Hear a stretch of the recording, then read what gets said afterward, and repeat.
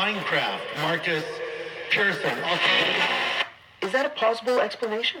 Well, nasty notes don't come to me.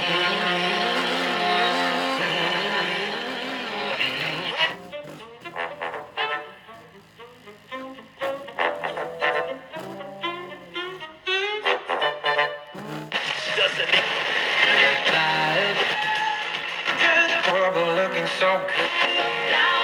Another one bites the dust.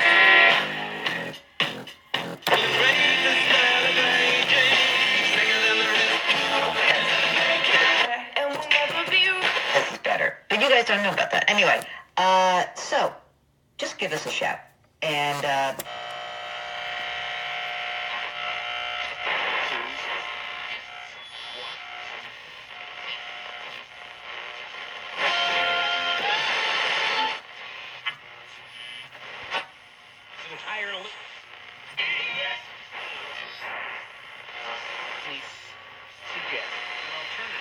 the question from Victor, when I retire, should I take the money out of the plan, invest it on my own, or should I keep it with the company? It's $250.